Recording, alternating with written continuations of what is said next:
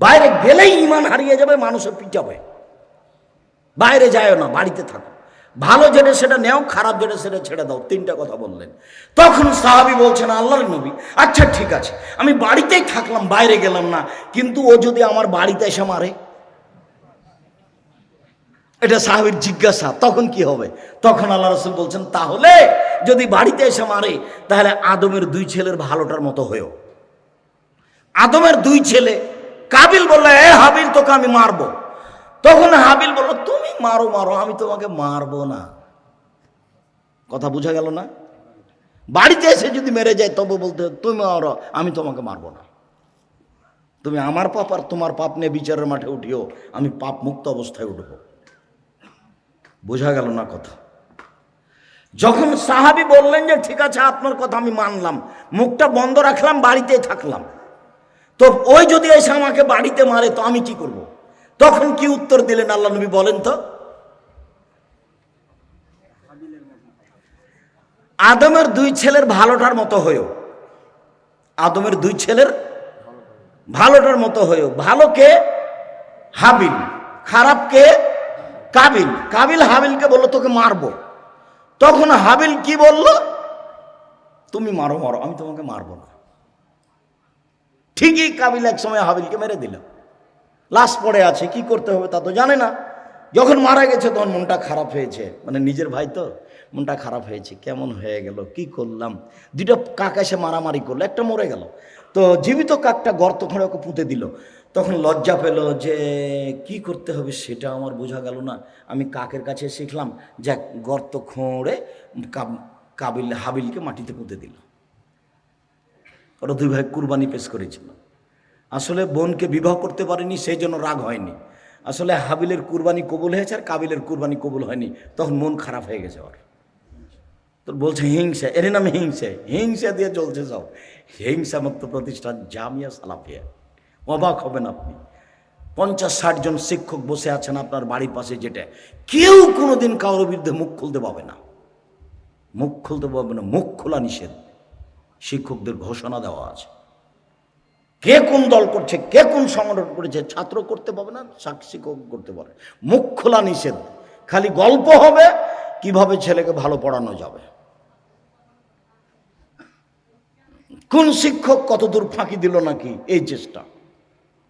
জানুয়ারির 7 তারিখে ক্লাস শুরু হয়েছে, নভেম্বরের 27 তারিখে ক্লাস বন্ধ হবে। এর মধ্যে কোনো বিরতি নেই।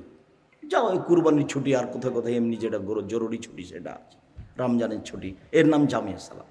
কোনো সমস্যা তার উপরে এসব পড়ে না। আদর্শ পরিবার। আবু হুরায়রা রাদিয়াল্লাহু তাআলা আনহু বলেন, রাসূল সাল্লাল্লাহু আলাইহি সাল্লাম বলেছেন, কুল্লু মাউলুদিন ইউলাদু আলাল ফিতরা ফাবুহুয়াবেদানিহি মাজিসানিহি নাসরানিহি। প্রত্যেক ছেলে মেয়ে ইসলামী ধারণ ক্ষমতা নিয়ে জন্মগ্রহণ করে।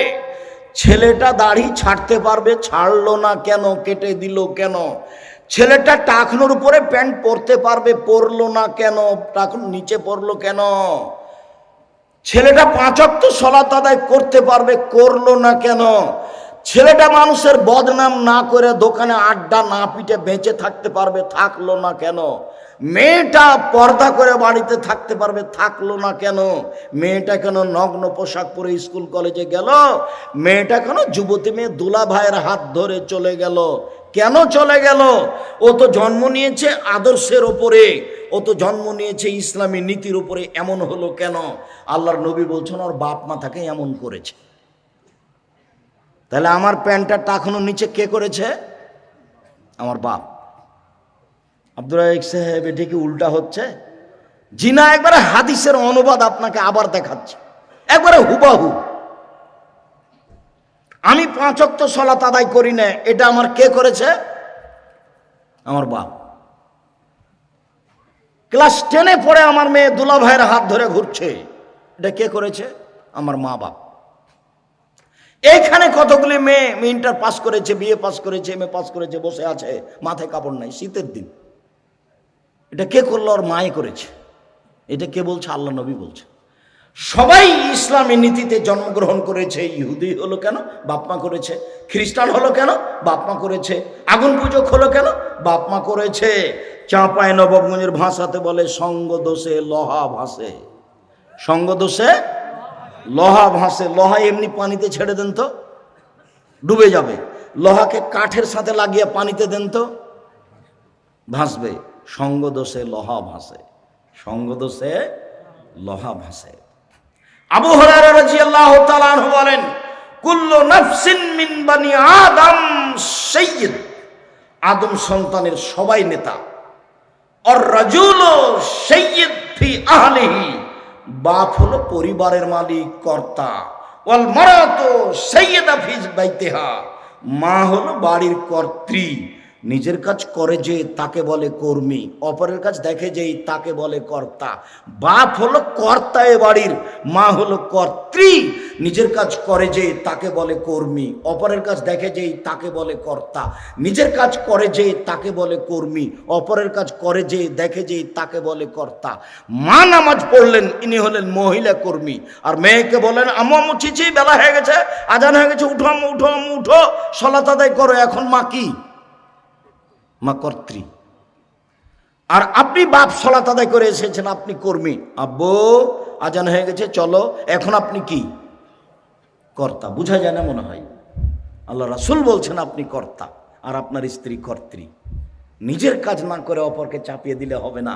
আল্লাহ রাসূল বলছেন, মান কারাহু আলাদা ফালিউসার ইসমু আদাবাহু, কারো যদি ছেলে মেয়ে জন্ম নেই তাহলে সুন্দর নাম রাখতে হবে, শিষ্টাচার সুন্দর শিখাতে হবে। নাম রেখেছে লিটন, তো বলেন যে ওর বাপ শিক্ষিত মানুষ না, বোঝা গেল না। তওবা করতে হবে, তওবা করতে হবে। আর বলতে হবে যে এসব পড়াশোনা করে ভুল করেছি।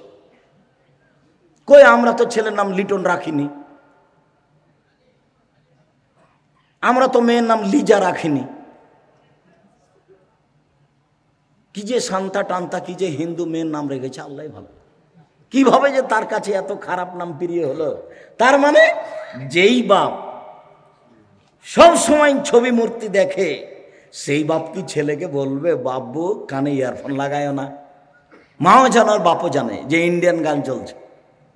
এই বাপ মায়ের পরিবারকে কবর দিয়েছে, এই বাপ মায়ের পরিবারকে কবর দিয়েছে। পরিবার ভিন্ন করতে হবে, আজ থেকে পরিবর্তন করতে হবে। বিদ্যা ভিন্ন করতে হবে, মক্তব ভিত্তিক বিদ্যা পরিচালনা করতে হবে। এই প্রজেক্ট হাতে নিতে হবে, জরুরিভাবে নিতে হবে।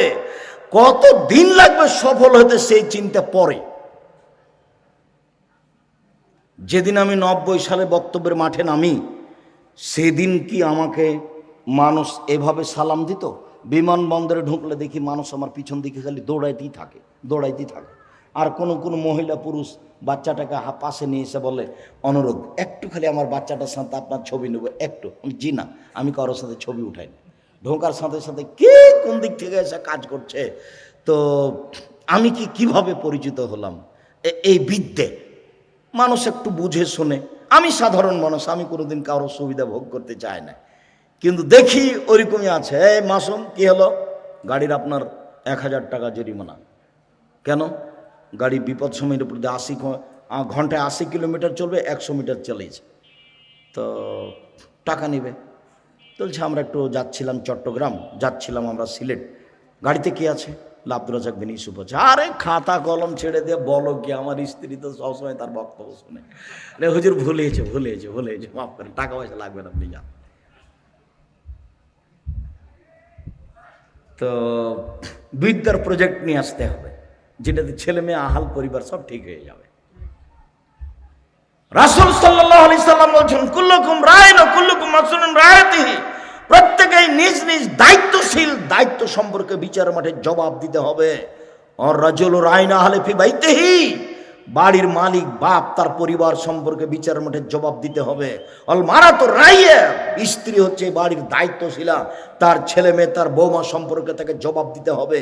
অল আব্দুর রাজ্জুলের আইন, বাড়ি যে কিষান কামলা, একে অক্ষরে অক্ষরে জবাব দিতে হবে। আমাদের দেশে কিষান কামলা ভালোভাবে কাজ করে না। আমি আপনার এই ডাঙ্গিপাড়ার যারা মাটি বহন করে লেবার, তাদের কথা একটু শোনাই। আমার চোখের সামনে একটা লেবার আসরের আজান হয়ে গেছে, ওরা 4টা পর্যন্ত কাজ করবে। তো মাথায় ওর মাটি আছে, ডালি আছে মাথায়, তো নিয়ে যাবে ওইখানে ঘর পর্যন্ত, আর এখানে আজানে হয়ে গেছে, তেমনি মাটিতে ফেলে দিয়েছে, ওখানে মাটিতে ফেলে দিয়েছে। আরে কি ব্যাপার, তুমি এখানে মাটিটা ফেললে কেন? বলে আমাদের আজান হলে কাজ শেষ। অবাক, ও তো বিদেশ দেখেনি। বলছি অবাক হয়ে গেলাম, বিদেশে 12 ঘন্টা ডিউটি। এমন কোনোদিন দুবাইয়ে, আবুধাবিতে, ওমানে, সৌদি আরবে, কুয়েতে, আপনার ওই মালয়েশিয়ায়, মিশরে কর্মচারীকে জিজ্ঞাসা আমি করিনি কি কাজ করো, কত ঘন্টা করা লাগে। তাহলে 12 ঘন্টা করি। যদি 1 মিনিট দেরি হয় বের হতে, তাহলে দায়িত্ব সে এসে পাছায় লাথি মারবে আর ভাতে থুথু দিবে আর মুখে বলবে হারাম, তোর ভাত খাওয়া হারাম। তাহলে ওরা দায়িত্ব পালন করে। সম্মানিত দিনী ভাই বোন, আজকের আলোচনার শেষের দিকে চলে আসছে। এক খেয়ালে চেয়ে থাকবেন, আর কেউ খালি হাতে যাবেন না। বই সবটাই নিয়ে যাবেন, কোনো একটা নিয়ে যাবেন, কিছুই যদি না হয় মাসিক আল ইতেসাম পত্রিকা নিয়ে যাবেন। আপনার মা এ বাড়ির পাহারাদার,